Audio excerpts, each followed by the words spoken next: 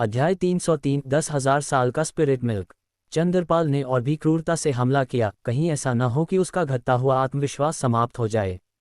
जैसे ही चंद्रपाल की भयंकर और दबंग जलती हुई मुठ्ठियां वर्षा की तरह कबीर विल्सन पर लगातार बरसने लगी, कबीर विल्सन को थोड़ा जलता हुआ दर्द महसूस हुआ, लेकिन वह पहले की तरह ही इसे सहन कर रहा था। उसने केवल अपने सिर को बचाने के लिए अपनी मुट्ठियों का उपयोग किया, जिससे चंद्रपाल का कोई भी हमला अंदर न जा सके। हालांकि चंद्रपाल अभी भी लगातार उसके सिर पर वार करने की कोशिश कर रहा था, और अगर एक भी हमला पार हो जाता तो ये बहुत घातक होता। जैसे ही कबीर विल्सन को थोड़ा गुस्सा आया, उसने अचानक अपना हाथ बढ़ाया और चंद्रपाल की जलती हुई मुट्ठी को पकड़ लिया। जैसे ही उसके दांतें पेट के निचले हिस्से से सच्ची क्यूई ट्रूची अचानक निकली, कबीर विल्सन की पकड़ और भी शक्तिशाली हो गई। कबीर विल्सन द्वारा अपनी मुट्ठी को अचानक पकड़े जाने से चंद्रपाल चौंक गया। कबीर विल्सन ने इतनी आसानी से उसकी मुट्ठी पकड़ ली, और उसकी पकड़ भी बहुत मजबूत थी। चंद्रपाल ने कितनी भी ताकत लगाई, वह खुद को छुड़ा नहीं पाया। ठीक उसी समय जब चंद्रपाल कबीर विल्सन के सिर की ओर एक और जलती हुई मुट्ठी से वार करने का इरादा कर रहा था, कबीर विल्सन ने ठंडी सांस ली और जोर से अपनी उंगलियों को मरोड़ना शुरू कर दिया। चटक चटक। जल्द ही केवल हड्डी टूटने की आवाज़ें गूंजी, जिसके तुरंत बाद चंद्रपाल की कानफोड़ू चीखें सुनाई दीं। कबीर विल्सन द्वारा उसका हाथ तोड़ दिए जाने से चंद्रपाल और भी ज्यादा भड़क गया। उसकी खुली हुई जलती हुई मुट्ठी पर लपटें और भी गर्म और तूफानी हो गईं और आकार में बढ़ गईं। उसकी मुट्ठी लपटों में जलते हुए एक उल्कापिंड की तरह थी, जिसने कबीर विल्सन के सिर की ओर जोर से प्रहार किया। कबीर विल्सन अभी भी चंद्रपाल की टूटी हुई मुट्ठी को पकड़े हुए था, और इसी क्षण कबीर विल्सन ने जोर से चंद्रपाल को उछालकर घेरे से बाहर फेंक दिया। चंद्रपाल के क्रूर साधनों ने आखिरकार कबीर विल्सन को पूरी तरह से क्रोधित कर दिया था, जिससे उसके पूरे शरीर से सच्ची क्यूई ट्रूची उठने लगी। और जैसे ही वह शक्तिशाली सच्ची क्यूई निकली, वह उसके सभी अंगों और हड्डियों में फैल गई। सच्ची क्यूई का उपयोग करने से कबीर विल्सन और भी शक्तिशाली हो गया था, लेकिन इससे उसमें हल्की संहार क्यूई स्लॉटर चीख भी आ गई थी। चंद्रपाल चिल्लाया और फिर से कबीर विल्सन की ओर भागा। उसका सुंदर चेहरा अब थोड़ा भयानक लग रहा था, उसकी आंखों में नफरत भरी हुई थी, मानो वह कबीर विल्सन को मारने का और इंतजार नहीं कर सकता था। उसके शरीर से भयानक लपटें फूट पड़ीं, वह अपनी सुध बुध खो चुका था। श्वेत बाघ दिव्य मुट्ठी। कबीर विल्सन के दिल में बढ़ते गुस्से के साथ एक तीव्र संहार क्यूई ने पूरे आकाश को ढक लिया। उसकी दोनों मुट्ठियों के तीव्र हमले के साथ समुद्र में उग्र लहरों की तरह बाघ के सिर के मुट्ठियों के कई चित्र उभरे। उन्होंने आसपास की हवा को हिला दिया, क्योंकि उन्होंने एक के बाद एक क्यूई लहरों को तेजी से निकाला, जिसके बाद पृथ्वी को हिला देने वाली छाया मुट्ठियां चंद्रपाल की ओर बढ़ीं। एक ही पल में चंद्रपाल के शरीर पर 100 से अधिक मुट्ठियां पड़ीं, जिससे उसकी कई हड्डियां टूट गईं और उसे खून थूकना पड़ा। जैसे ही वह हमला जारी रखना चाहता था, सार्थक ने आह भरी और कहा, छोटे भाई कृपया मुझे मान दो, थोड़ी दया दिखाओ। कबीर विल्सन ने यह सुनकर तुरंत अपनी मुट्ठियां वापस ले लीं और आंगन को ढकी हुई संहार क्यूई अचानक गायब हो गई। जहां तक उग्र चंद्रपाल की बात है, सार्थक ने उसे एक अदृश्य शक्ति से दबा दिया था। सीनियर, परिणाम अभी तय होना बाकी है, कबीर विल्सन ने कहा। अगर लड़ाई यहीं रुक जाती तो वह शर्त नहीं जीत पाता, यही बात उसे सबसे ज्यादा चिंतित कर रही थी। तुम जीते चंद्रपाल, वह चीज निकालो और इसे उसे दे दो। सार्थक पलक झपकते ही चंद्रपाल के सामने प्रकट हो गया। उसकी आंखों में सख्त नजर थी। उसने चंद्रपाल को घूर कर देखा। ये देखकर कि उसके पिता गुस्से में थे, चंद्रपाल जानता था कि वह गलत था, लेकिन उसके दिल में वह अभी भी बेहद अनिच्छुक था। हालांकि सार्थक की सख्त आभा महसूस करते हुए उसने कुछ भी कहने की हिम्मत नहीं की। उसने तुरंत श्वेत जैड कमल बीज और अग्नि ड्रैगन रक्त कमल को निकालकर कबीर विल्सन को सौंप दिया। कबीर विल्सन को शर्त की चीज मिलने के बाद उसके चेहरे पर एक मुस्कान आ गई, क्योंकि उसने बार बार अपनी सराहना व्यक्त की, जो कुछ देर पहले के उसके रूप के विपरीत था। सार्थक ने जल्दबाजी में अपने बेटे को समझाया और फिर जीतन और एलेक्जेंडर को अलविदा कहकर जल्दी से चला गया। सार्थक और चंद्रपाल पिता और पुत्र के चले जाने के बाद कबीर विल्सन ने धीमी आवाज में पूछा, क्या कमल द्वीप का डीन अधिष्ठाता मुझसे नफरत करेगा? हालांकि वह नहीं करेंगे, लेकिन उनका बेटा निश्चित रूप से करेगा। जीत ने हंसते हुए जवाब दिया और कबीर विल्सन के कंधे पर थपथपाया। तुम लड़के ने एक बार फिर खूब माल कमाया, युवा होना सचमुच अच्छा है। जब मैं तुम्हारी उम्र का था तो मैं सिर्फ एक छोटा सत्य मार्शल क्षेत्र का मार्शल कलाकार था। कबीर विल्सन खांसा और फिर दिखावे से बोला, दूसरे लोगों की अनुपस्थिति में तुम्हें मुझे मार्शल अंकल बुलाना होगा। जीतन की मुस्कान तुरंत गायब हो गई और उसने हल्के से उपहास किया। कुछ बार विजयपूर्वक हंसने के बाद कबीर विल्सन जल्दी से चला गया। अलेक्जेंडर हंसा और कहा, अगर युवा मार्शल अंकल नहीं होते तो सार्थक ने निश्चित रूप से यहाँ दिखावा किया होता। उसने वास्तव में अपने बेटे को इस हद तक बिगाड़ दिया था। वैसे भी यह अब भी अच्छा है क्योंकि वह जीवित है। जीत ने सिर हिलाया और कहा, सिर्फ युवा मार्शल अंकल ही किसी से नहीं डरेंगे। आखिरकार क्या वह उस पागल आदमी के दूसरे शिष्य नहीं हैं? क्या हमारे शिक्षक एक पागल आदमी नहीं हैं? कबीर विल्सन को अच्छी चीज़ें मिलने के बाद उसे स्वाभाविक रूप से जाकर अपनी महारानी के सामने दिखावा करना था। हालांकि जैसे ही कबीर विल्सन खुशी खुशी दिव्य शस्त्र की दुकान पर पहुंचा, उसने पाया कि रूही पहले ही दिव्य शस्त्र स्वर्गीय साम्राज्य लौट चुकी थी, क्योंकि उसे कुछ ज़रूरी काम था जिसके लिए उसकी उपस्थिति आवश्यक थी। उसे यह न बता पाने पर कि उसने कुछ अच्छी चीज़ें प्राप्त की हैं, कबीर विल्सन थोड़ा निराश हुआ। वह पिल अरोमा टॉवर आया और उसने कीमिया एल्केमी टूर्नामेंट के बारे में पूछताछ की। हालांकि पुरस्कार समृद्ध थे, फिर भी वे उसके लिए कोई मायने नहीं रखते थे। वह केवल अपनी शक्ति साबित करने के लिए जीतना चाहता था। हालांकि टूर्नामेंट के विवरण की घोषणा अभी बाकी थी, पुरस्कारों की घोषणा पहले ही हो चुकी थी। हालांकि केवल चैंपियन ही पुरस्कार प्राप्त कर सकता था। निम्न रैंक टूर्नामेंट का पुरस्कार 10,000 साल के स्पिरिट मिल्क की 2 बूंदें थीं। जैसे ही स्पिरिट मिल्क की एक बूंद किसी स्पिरिट जड़ी बूटी पर डाली जाती थी, यह उसके विकास को तेज कर देती थी। यही कारण था कि यह एक बहुत ही कीमती वस्तु भी थी। कई लोगों ने अनुमान लगाया कि पिल अरोमा टॉवर में 10,000 साल का स्पिरिट मिल्क हो सकता है, जिससे उन्हें कुछ दुर्लभ और कीमती स्पिरिट जड़ी बूटियों के विकास को तेज करने की अनुमति मिलती है। मध्यम रैंक टूर्नामेंट के लिए पुरस्कार स्पिरिट मिल्क की 5 बूंदें थीं और उच्च रैंक टूर्नामेंट के लिए ये स्पिरिट मिल्क की 10 बूंदें थीं। जहां तक इसके विशिष्ट उपयोग की बात है, कबीर विल्सन अभी भी नहीं जानता था, लेकिन घोषणा में ये निर्दिष्ट किया गया था कि पुरस्कार जीतने के बाद पिल अरोमा टॉवर विजेता को यह बताने के लिए एक अलग बैठक करेगा कि इसका उपयोग कैसे किया जा सकता है। 10,000 साल के स्पिरिट मिल्क के लिए कबीर विल्सन बहुत उत्सुक था, क्योंकि यहाँ तक कि रिनी और अन्य लड़कियों, इन अत्यंत अनुभवी लड़कियों ने भी इसके बारे में नहीं सुना था। पलक झपकते ही 10 दिन बीत गए। इन पिछले कुछ दिनों में कबीर विल्सन अपनी स्थिति को समायोजित कर रहा था। इसके अलावा समय समय पर वह दिव्य शस्त्र की दुकान पर भी जाता था, ये देखने के लिए कि रूही लौटी है या नहीं। अगर रूही उसका टूर्नामेंट नहीं देख पाती तो वह बेहद निराश हो जाता। कीमिया टूर्नामेंट कल शुरू होने वाला था, जो पिल अरोमा टॉवर के पास एक विशाल चौक में 3 अलग अलग टूर्नामेंट चरणों में आयोजित किया जाने वाला था।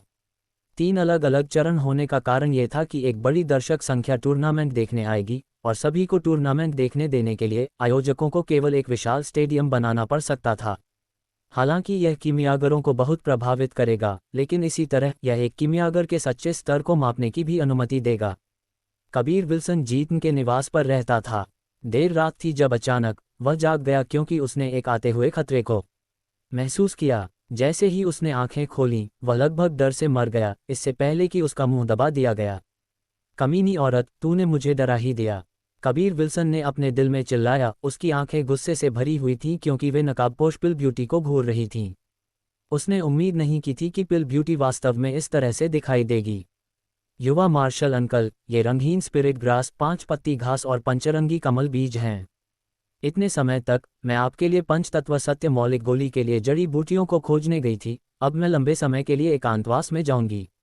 आपको मुझे ढूंढने की ज़रूरत नहीं है। ठीक है, ये कल के उच्च रैंक टूर्नामेंट के प्रतिभागियों की सूची है। इसमें बहुत सारी जानकारी है। इसे देखने में कोई हर्ज नहीं है। अलविदा, और सीनियर भाई और जूनियर भाई को मेरे आने के बारे में मत बताना। पिल ब्यूटी ने कबीर विल्सन के हाथ में एक भंडारण थैली ठूंस दी, इससे पहले कि वह जल्दी से खिड़की से बाहर उड़ गई और रात के अंधेरे में गायब हो गई। कबीर विल्सन अभी भी डर से स्तब्ध था। अपने हाथों में भंडारण थैली को देखते हुए उसने एक लंबी सांस ली। उसने गुप्त रूप से पिल ब्यूटी के प्रति आभार महसूस किया। उसने वास्तव में इतनी उत्सुकता से जड़ी बूटियों को इकट्ठा करने में उसकी मदद की थी। हालांकि वह अभी भी यह नहीं समझ पाया कि वह इतनी मायावी क्यों थी। अध्याय 304 लॉ टूर्नामेंट। पिल ब्यूटी जितनी अचानक आई थी, उतनी ही अचानक चली भी गई। कबीर विल्सन ने भंडारण थैली के अंदर देखा और चकित रह गया। उसमें उत्कृष्ट रंगहीन स्पिरिट ग्रास थी। ऐसा लग रहा था जैसे इसे सीधे क्रिस्टल से उकेरा गया हो, जिसके अंदर पंचतत्व की स्पिरिट क्यूई समाई हुई थी। इसके अलावा सभी पंचतत्व स्पिरिट क्यूई एक रंगहीन स्पिरिट क्यूई में विलीन हो गई थी, जो उसकी सार्वभौमिक सच्ची क्यूई के बेहद समान थी। 5 पत्ती घास में 5 अलग अलग रंग के पत्ते उग रहे थे। अंदर उसके 2 टुकड़े थे। रंगहीन स्पिरिट ग्रास और पंचरंगी कमल बीज के लिए भी यही सच था, ये सभी पिल ब्यूटी ने उसे प्रदान किए थे। इससे कबीर विल्सन बहुत भावुक हो गया। उसने फैसला किया कि वापस जाने के बाद वह पिल ब्यूटी को एक छोटा सा उपहार भेजेगा। हालांकि वह एक रहस्यमय महिला थी, कबीर विल्सन धीरे धीरे उसके बारे में एक बहुत अच्छी राय बना रहा था। जैसे ही सूरज उगा, सूर्य की रोशनी धरती पर पड़ी, जिससे ब्लूम सिटी में कीमिया टूर्नामेंट के लिए शुरुआती संकेत मिला। कबीर विल्सन इस उच्च रैंक टूर्नामेंट में था। वह इसमें भाग लेने वाला सबसे कम उम्र का व्यक्ति भी था और एकमात्र कीमियागर था जिसने अभी अभी 5वें स्तर में उन्नति की थी। उच्च रैंक टूर्नामेंट के लिए ज्यादा प्रतिभागी नहीं थे, लेकिन दर्शकों की संख्या बिल्कुल अलग थी। इस प्रतियोगिता को देखने के लिए अनगिनत लोग मौजूद थे। टूर्नामेंट मंच पूरी तरह से घिरा हुआ था। मंच पर केवल 30 तखत छोटी मेजें थे। स्पष्ट रूप से इसका अर्थ था कि केवल 30 प्रतिभागी थे।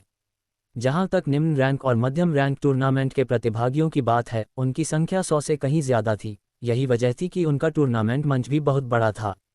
उसकी माँ, क्या छोटा भाई कबीर नहीं आया? मैं उसे क्यों नहीं देख पा रहा हूँ? अमृत गुप्ता ने निराशा से कहा। पूरा चौक पूरी तरह से भरा हुआ था, इसे लोगों का सागर भी कहा जा सकता था। ये टूर्नामेंट पिल अरोमा टॉवर की भव्य सभा का समापन था, इसलिए यहाँ इतने सारे लोगों का मौजूद होना बिल्कुल भी अजीब नहीं था। प्रेम बजाज, रंजीत, श्वेत परिवार के भाई और यहाँ तक कि चंद्रपाल भी मौजूद थे। वे सभी भीड़ में दब गए और मध्यम रैंक टूर्नामेंट मंच को देखने के लिए रुक गए। प्रतिभागी सभी अपनी जगह पर थे, फिर भी कबीर विल्सन का व्यक्तित्व कहीं दिखाई नहीं दे रहा था। मनोज जॉनसन और रोहिणी दोनों मध्यम रैंक टूर्नामेंट मंच पर थे। विशेष रूप से युवा और सुंदर रोहिणी, एक कीमियागर जो एक राष्ट्र को पतन की ओर ले जाने में सक्षम, जितनी आश्चर्यजनक थी, उसने कई लोगों का ध्यान आकर्षित किया। महिला कीमियागर अत्यंत दुर्लभ थीं, लेकिन वे अक्सर बेहद उत्कृष्ट होती थीं, जैसे कि पिल अरोमा टॉवर की डीन और चरम मार्शल संप्रदाय की पिल ब्यूटी। दोनों महिला कीमियागर थीं और चेनवू मुख्य भूमि के भीतर शीर्ष कीमियागर थीं। तुम बेवकूफ़ों के समूह, जल्दी से उच्च रैंक टूर्नामेंट मंच पर देखो, वह लड़का वहां है। बादल चिल्लाया। उसकी चिल्लाहट न केवल प्रेम बजाज और समूह ने सुनी थी, बल्कि कई अन्य लोगों ने भी सुनी थी। वे सभी एक ही समय में उच्च रैंक टूर्नामेंट मंच की ओर देखने लगे। बहुत जल्द कबीर विल्सन का लंबा और मजबूत व्यक्तित्व भीड़ ने ढूंढ लिया था। कबीर विल्सन वास्तव में उच्च रैंक टूर्नामेंट मंच पर था। ये जानकारी 1 से 10, 10 से 100 तक गई और जल्दी से भीड़ के बीच फैल गई। अचानक पूरे टूर्नामेंट चौक में शोरगुल मच गया। एक एक करके भीड़ से विस्मय की आवाज़ें निकली, क्योंकि कबीर विल्सन उच्च रैंक टूर्नामेंट मंच पर खड़ा था। दूसरे शब्दों में, कबीर विल्सन कम से कम 5वें स्तर का कीमियागर था। उसकी उम्र के साथ 5वें स्तर का कीमियागर बनना प्रेम बजाज और समूह के लिए एक चरम सदमा बनकर आया। मैं इस युवा व्यक्ति की प्रशंसा किए बिना नहीं रह सकता, लेकिन वह ऐसा करने में समझदार नहीं है। हाँ, ऐसा लगता है कि वह अभी अभी 5वें स्तर का कीमियागर बना है और मंच पर 5वें और 6ठे स्तर दोनों हैं। उसने अभी अभी 5वें स्तर के कीमियागर के रूप में उन्नति की है और यह उसके लिए काफ़ी प्रतिकूल है। उसके साथ भाग लेने वाला एक भी कीमियागर ऐसा नहीं है जो कई सालों से प्रसिद्ध न रहा हो। वह वास्तव में बहुत छोटा है। हाँ, मध्यम रैंक टूर्नामेंट के प्रतिभागियों को हंसना चाहिए। उनके पास एक कम शक्तिशाली प्रतिद्वंद्वी है। उनके बगल के लोगों को सुनकर प्रेम बजाज और अन्य लोग जानते थे, कबीर विल्सन के लिए उच्च रैंक टूर्नामेंट में भाग लेना बहुत प्रतिकूल था। उन्होंने गुप्त रूप से कबीर विल्सन को इतना लापरवाह होने के लिए भी दोषी ठहराया। रोहिणी की आंखों से एक अजीब सी चमक गुजरी। कबीर विल्सन की पीठ को देखते हुए उसने अपने दिल में थोड़ी आह भरी। मूल रूप से उसने माना था कि वह यहाँ कबीर विल्सन के साथ प्रतिस्पर्धा करने में सक्षम होगी, लेकिन वह अभी भी एक कदम पीछे थी। मनोज जॉनसन ने भी आह भरी। उसने उम्मीद नहीं की थी कि उसका छोटा शिक्षक वास्तव में इतना भयानक होगा कि अचानक 5वें स्तर के कीमियागर के पद पर पहुंच गया होगा। चंद्रपाल भी यहाँ था। हालांकि वह कबीर विल्सन से घायल हो गया था, लेकिन उसकी चोटें बहुत गंभीर नहीं थीं। उसके पिता कमल द्वीप के डीन थे। उसके पास अद्भुत गोलियों की कोई कमी नहीं थी, इसलिए कुछ ही दिनों में वह पूरी तरह से ठीक हो गया था। ये देखकर कि रोहिणी, इतनी शानदार सुंदरता, वास्तव में दूर खड़े कबीर विल्सन को प्रशंसा से देख रही थी, उसे और भी ज्यादा जलन हुई। अपने दिल में उसने ठंडी सांस ली। कुछ समय पहले चरम मार्शल संप्रदाय के अंदर अफवाह थी कि कबीर विल्सन और रोहिणी एक युगल थे। जब तक कोई कबीर विल्सन के बारे में चिंतित था, वे सभी इस मामले को जानते थे। चंद्रपाल ने इसके बारे में सोचा और क्रूरता से अपनी मुट्ठियां भींच लीं। वह कबीर विल्सन के सिर को तोड़ने का और इंतजार नहीं कर सकता था। प्रेम बजाज और समूह ने एक जगह ढूंढी जहां वे मध्यम रैंक और उच्च रैंक टूर्नामेंट दोनों को एक साथ देख सकें। इस समय अंबिका भी टूर्नामेंट के पहले दौर की घोषणा करने के लिए उच्च रैंक टूर्नामेंट मंच पर पहुंची। कीमियागर के लिए लॉ सबसे बुनियादी है, उचित रूप से पहला दौर लपटों की एक प्रतियोगिता है। ये देखने के लिए एक परीक्षण की किसकी लपटें अधिक दुर्जेय हैं और किसकी लपटों को नियंत्रित करने की क्षमता अधिक है। जब अंबिका ने बात करना जारी रखा तो कुछ लोग मंच पर चले गए और सभी के सामने चौड़े तख्त पर जांघ के बराबर मोटी और एक आदमी के आकार की आधी मोमबत्ती रखी। आपके सामने रखी इन मोमबत्तियों में चावल के दाने के आकार के कुछ लाल बर्फ के टुकड़े हैं। आपको मोमबत्ती को जलाना होगा और फिर उन छोटे लाल बर्फ के दानों को निकालना होगा और उन्हें अपने बगल में रखे बर्फ के बक्से में रखना होगा। प्रत्येक मोमबत्ती के अंदर 100 बर्फ के दाने हैं। जब इस दौर में कौन पास होता है इसकी गणना करने का समय होगा तो जो लोग सबसे कम संख्या में लाल बर्फ के दाने निकाल पाए होंगे उन्हें बाहर कर दिया जाएगा। कबीर विल्सन ने अपनी दिव्य भावना जारी की, अपने सामने की मोमबत्ती को बहुत अच्छी तरह से देख रहा था। उसके अंदर वास्तव में विशेष बर्फ के दाने थे। सामान्य परिस्थितियों में उन्हें पिघलाना बहुत मुश्किल था, लेकिन अगर वे लपटों के संपर्क में आते तो वे तुरंत वाष्पित हो जाते। उच्च रैंक टूर्नामेंट के प्रत्येक दौर में 5 प्रतिभागियों को बाहर किया जाना था। मध्यम रैंक टूर्नामेंट में प्रति दौर 15 प्रतिभागियों को और निम्न रैंक टूर्नामेंट में प्रति दौर 20 प्रतिभागियों को। कबीर विल्सन ये निर्धारित कर सकता था कि हालांकि कई दौर थे, उसके लिए पहला दौर आसान था। टूर्नामेंट अभी शुरू नहीं हुआ था, जो प्रतिभागियों को तैयारी करने की अनुमति देने के लिए था। कबीर विल्सन ने प्रतिभागियों पर एक नज़र डाली। पिछली रात पिल ब्यूटी ने उसे इन लोगों के बारे में जानकारी दी थी। कुछ दुर्लभ अपवादों को छोड़कर अन्य लोग चेनवू मुख्य भूमि में बल्कि प्रसिद्ध कीमियागर थे। प्रतिभागियों में पिल अरोमा टॉवर और कमल द्वीप के कीमियागर कुल प्रतियोगियों का आधा हिस्सा थे। पिल अरोमा टॉवर के 8 लोग भाग ले रहे थे, जबकि कमल द्वीप के 7 थे। कुछ अन्य सच्ची मार्शल संप्रदाय, पशु मार्शल संप्रदाय और गर्वीली तलवार संप्रदाय द्वारा पोषित कीमियागर थे, जो सभी छठे स्तर के कीमियागर थे। इन लोगों की जानकारी देखने के बाद कबीर विल्सन को एहसास हुआ कि मंच पर केवल एक ही 5वें स्तर का कीमियागर था। इसके अलावा केवल एक निम्न स्तरीय, जो वह खुद था। वह जानता था कि ये लोग उसे अपनी आंखों में क्यों नहीं रख रहे थे, क्योंकि वे सभी छठे स्तर के कीमियागर थे। वे एक निम्न 5वें स्तर के कीमियागर से बस डरते नहीं थे।